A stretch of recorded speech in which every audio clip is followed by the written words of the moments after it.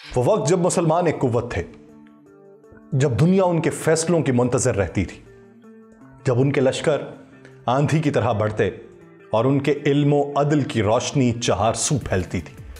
मगर फिर वो दिन भी आए जब भाई ने भाई पर तलवार उठाई, जब फिरकों के नाम पे खून बहाया गया, जब सल्तनतों ने एक दूसरे के खिलाफ दुश्मनों से हाथ मिलाया। उंदलस की गलियों में अजानें गूंजती थीं, मगर महलों में साजिशें पनप रही थीं। छोटे छोटे राजवाड़े अपने ही भाइयों के खिलाफ सलीबियों को बुला रहे थे। बगदाद जो इल्म और हिकमत का गहवारा था, अपनों की गद्दारी और नाइतफाकी के बायस तातारियों के घोड़ों तले रौंद दिया गया था। खिलाफत उस्मानिया जो सदियों तक इस्लाम का अलंबरदार रहा, अंदरूनी साजिशों और मुस्लिम हुक्मरानों की बेवफाई की भेंट चढ़ गया। यही कहानी मुस्तकबिल करीब में भी दोहराई जाएगी, माजी करीब में भी दोहराई गई, आज भी दोहराई जा रही है। दुश्मन वही हैं मगर हथियार नहीं। अब हमारी तकसीम मजहब के नाम पर, सियासत के नाम पर, कौमियत के नाम पर हो रही है। कोई हमें आपस में लड़ाकर हंसता है तो कोई हमारी बिखरी ताकत का फायदा उठाकर हम पर राज करता है। लेकिन क्या वक्त हमारे हाथों से मुकम्मल निकल चुका है? अभी भी मौका है कि हम अपनी तारीख से सबक सीखें, अपनी गलतियों का इजाला करें, मुत्तहिद हों। वही उम्मत जो एक अल्लाह, एक रसूल और एक किताब पर ईमान रखती है, कैसे कमजोर हो सकती है अगर वो एक दूसरे के शाने से शाना मिला ले। वक्त की सदा यही है कि मुत्तहिद हो जाओ, वरना तुम्हें तारीख फिर एक बिखरी हुई शिकस्त खुर्दा कौम के तौर पर लिखेगी। आप सब पर सलामती हो।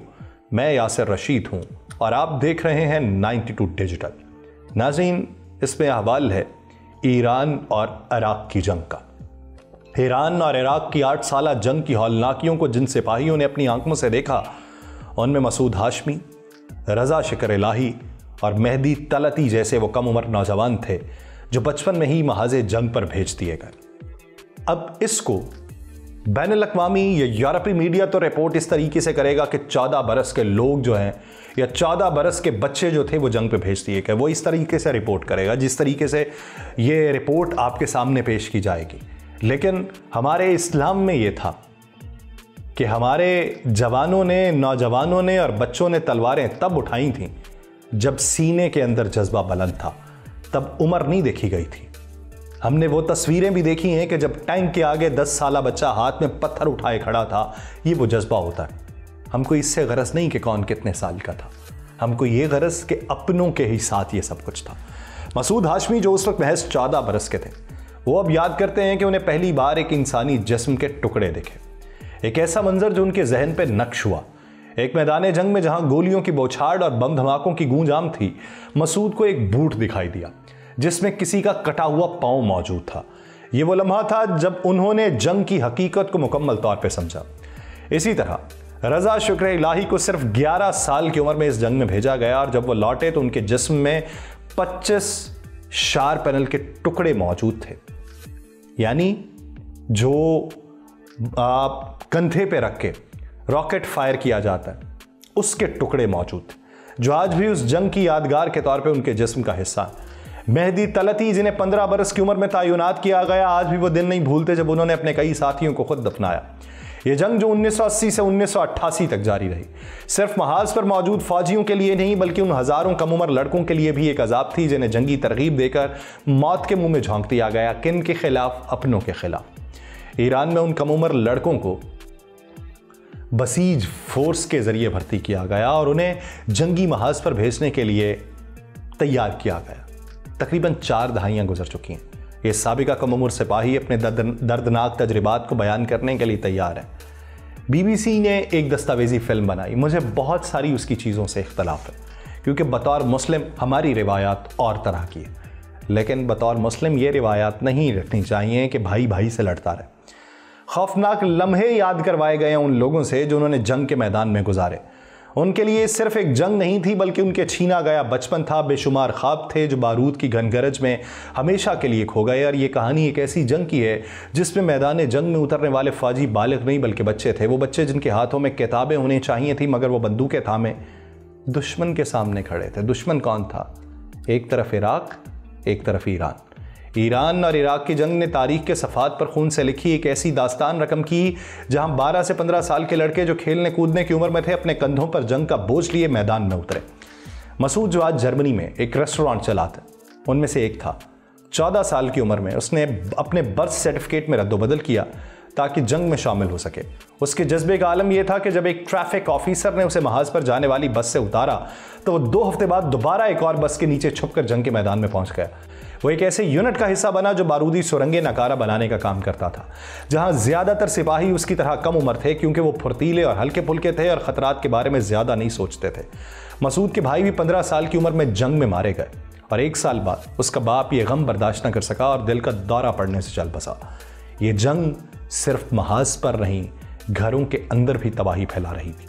مہدی جو اب مشرق وسطیٰ کے امور کے محقق ہیں، اس وقت صرف 15 سال کے تھے جب انہیں بسیج میں بھرتی کیا گیا۔ اس کے ساتھ اسکول کے 7-8 لڑکے اور بھی تھے، لیکن ان میں سے صرف ایک زندہ واپس آیا۔ اس نے بتایا کہ بیشتر لڑکوں کو لگتا تھا کہ جنگ کسی فلم کی طرح ہوگی، لیکن حقیقت کا سامنا کرتے یہ خواب بکھر گئے۔ ایک مارٹر گولا اس کے ساتھی کے سر پہ لگا، وہ وہیں ختم ہو گیا۔ یہ جنگ صرف ہتھیاروں کی نہیں تھی، یہ نظریات، عقیدت اور بچوں کی معصومیت کے ساتھ بھی کھیلا جانے والا ایک خونی کھیل تھا، جس میں نسلیں برباد ہوئیں، جس میں مسلمانوں کی تاریخ برباد ہوئی۔ یہ کہانی صرف جنگ کی نہیں بلکہ ان معصوم جوانوں کی ہے، ان جانوں کی ہے جو ایک ایسے میدان میں اتاری گئیں جہاں سے واپسی کا راستہ اکثر صرف ایک لاشے کی صورت میں ملتا تھا۔ رضا جو اب 52 سال کے ہیں، ان ہزاروں بچوں میں سے ایک ہیں جنہوں نے ایران عراق جنگ میں اپنا بچپن اور جوانی کھو دی۔ وہ بتاتے ہیں کہ اس جنگ میں ان جیسے بے شمار بچے شریک تھے، لیکن جیسے ہی انہوں نے میدان جنگ میں قدم رکھا وہ بچے نہیں رہے۔ وہ ایک ایسی لکیر عبور کر چکے تھے جسے عبور کرنے کے بعد واپسی ممکن نہیں تھی۔ رضا کی یادوں میں ایک ایسا دوست بھی ہے جس کے اہل خانہ جنگ کے خلاف تھے، مگر اس دوست نے رضا کے ساتھ محاذ پر جانے کی ضد کی۔ اس نے رضا سے پوچھا کہ اگر دفتر میں کسی کا حوالہ درکار ہو تو وہ اس کا نام دے سکتا ہے۔ رضا نے اس بات میں سر ہلایا اور پھر ایک رات وہ دوست محاذ پہ چلا گیا، مگر کبھی واپس نہ آیا۔ اسے سیدھی گولی لگی۔ جب رضا اس کے جنازے میں شرکت کے لیے پہنچا تو اس کے اہل خانہ نے اسے قصوروار ٹھہرا کر وہاں سے نکال دیا۔ یہ جنگ محض دشمن کے خلاف نہیں تھی بلکہ یہ بچوں کے ذہنوں، ان کے خاندانوں اور ان کے آنے والی نسلوں کے خلاف بھی لڑی گئی۔ رضا کے جسم پر اب بھی اس جنگ کی نشانیاں باقی ہیں۔ ایک مارٹر گولا اس کے قریب پھٹا، اس کے چہرے، سینے، ہاتھوں اور ٹانگوں کو زخموں سے بھر دیا۔ آج بھی وہ زخم صرف جسم میں نہیں بلکہ یادوں میں پیوست ہیں۔ 1988 میں آیت اللہ خمینی اقوام متحدہ کی ثالثی میں جنگ بندی پر راضی ہوئے اور یوں وہ دن آیا جب کم عمر سپاہیوں کا میدان جنگ میں جانا بند ہوا، مگر اس وقت بہت دیر ہوئی۔ سرکاری اعداد و شمار کے مطابق 2 لاکھ ایرانی اس جنگ میں شہید ہوئے۔ کس کو شہید کہیں گے؟ جن میں بڑی تعداد کم عمر بچے کی تھی۔ تخمینے کے مطابق مرنے والوں میں 1/4 اسکول جانے کی عمر کے تھے۔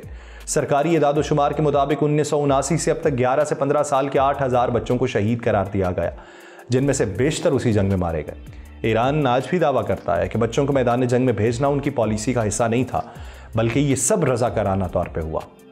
اور حقیقت بھی یہی ہے کہ یہ بچے جنگ کے نظریے کو سمجھ کر شہادت کے فلسفے کے لیے گئے تھے، اور عراق کو اسی جنگ میں شدید جانی نقصان اٹھانا پڑا۔ بعض شواہد اس بات کی تصدیق کرتے ہیں کہ ایران نے بھی کم عمر بچوں کو فوجی مقاصد کے لیے استعمال کیا اور ان کی صحیح تعداد آج تک معلوم نہ ہو سکی۔ یہ جنگ تو ختم ہو گئی، لیکن اس میں لڑنے والے ہزاروں بچے اپنی معصومیت، اپنی شناخت اور اپنی زندگیاں کھو چکے۔ کچھ جسمانی زخموں کے ساتھ جی رہے ہیں، کچھ ان زخموں کے ساتھ جو دکھائی نہیں دیتے مگر کبھی بھر نہیں پاتے۔ لیکن افسوس اس بات کا تھا کہ یہ اسلامی بھائیوں میں لڑی گئی تھی۔ جنگ صرف میدان میں نہیں لڑی جاتی بلکہ وہ سپاہیوں کے دل و دماغ میں بھی ہمیشہ کے لیے نقش ہوتی ہے۔ جب یہ کم عمر فوجی جنگ سے لوٹے تو انہیں ایک اور جنگ کا سامنا کرنا پڑا، معاشرتی زندگی میں واپسی کی جنگ۔ رضا کو احساس ہوا کہ ان کے اسکول کے کچھ دوست اپنی یونیورسٹی کے داخلہ امتحان کی تیاری کر رہے تھے، کچھ انجینئرز بننے جا رہے تھے، کچھ ڈاکٹر، اور اس کے لیے دنیا اپنی جگہ قائم تھی۔ لیکن رضا جیسے سپاہیوں کی زندگیاں وہیں رک گئیں تھیں جہاں انہوں نے میدان جنگ میں قدم رکھا تھا۔ اب رضا جو ہے پراگ میں اپنی اہلیہ اور بیٹے کے ساتھ رہتے ہیں، بطور صحافی کام کر رہے ہیں، مگر ان کا کہنا ہے کہ انہیں زندگی بھر مشکلات کا سامنا رہا۔ وہ ایک جگہ سے دوسری جگہ منتقل ہوتے رہے مگر جنگ کا سایہ کبھی ان کا پیچھا نہیں چھوڑ سکا۔ 38 سال گزر چکے، لیکن وہ کہتے ہیں کہ آج بھی انہی لمحوں میں الجھا ہوا۔ مہدی جو اب مشرق وسطیٰ کے امور کے محقق ہیں، وہ کہتے ہیں کہ جنگ میں حصہ لینے والے بہت سے افراد عام زندگی میں واپس نہیں آ سکے۔ کچھ نے تنہائی میں خود کو ختم کر لیا، کچھ کے خاندان بکھر گئے۔ خود مہدی آج بھی رات میں بمشکل 2 یا 3 گھنٹے سوتے ہیں اور ان کا کہنا ہے مجھے خواب میں ہمیشہ اپنے جنگ کے زمانے کے دوست نظر آتے ہیں۔ مسعود جس کے لیے جنگ کے اثرات صرف نفسیاتی نہیں بلکہ جسمانی بھی تھے، وہ کیمیائی ہتھیاروں کے حملے میں متاثر ہوئے اور اب سانس لینے میں دشواری محسوس کرتے ہیں۔ ان کے دماغ میں آج بھی شارپنل کے ٹکڑے دھسے ہوئے ہیں۔ 38 سال بعد بھی وہ کہتے ہیں میں ان بھیانک مناظر کو خواب میں دیکھتا ہوں۔ وہ افسوس سے کہتے ہیں یہ بات رضا نے مشکل ترین تھیراپی سیشنز کے بعد بالآخر اپنے ماضی کو قبول کرنا شروع کیا. چاہے مجھے زبردستی لے جایا گیا ہو یا مجھے کسی نے روکنے کی کوشش نہ کی ہو, حقیقت یہ تھی کہ میں جنگ میں گیا تھا, وہ یہ تسلیم کرتا. لیکن اس کا مطلب یہ بھی ہے کہ وہ یہ مان چکا کہ اس نے ایک غیر معمولی زندگی گزاری. وہ کبھی عام زندگی نہیں گزار پایا اور نہ ہی شاید کبھی گزار پائے گا. یہ کہانیاں صرف ان 3 سپاہیوں کی نہیں ہیں, بلکہ ان ہزاروں نوجوانوں کی ہیں, ان امتوں کی ہیں, ان ممالک کی ہیں, ان کے مذہب کی ہیں, ان کی تاریخ کی ہیں کہ جو آپس میں الجھے. اور اس الجھاؤ کا نشانہ کیا بنا کہ آج کوئی شام کو سپورٹ کرتا ہے تو کوئی شام کے مخالف ہے, کوئی لبنان کو سپورٹ کرتا ہے تو کوئی لبنان کے مخالف ہے, کوئی یمن کا حامی ہے تو کوئی مسل کی بنیادوں پہ اور طریقے سے دیکھتا ہے, کوئی ایران کی حمایت کرتا ہے اور کسی کو یہ لگتا ہے کہ ایران صرف چہرے پہ مکھوٹا اپنائے ہوئے ہے, کسی کو متحدہ عرب امارات سے اختلاف ہیں تو کسی کو کسی اور ملک سے. ہم بطور مسلم ممالک اکٹھے نہ ہو سکے.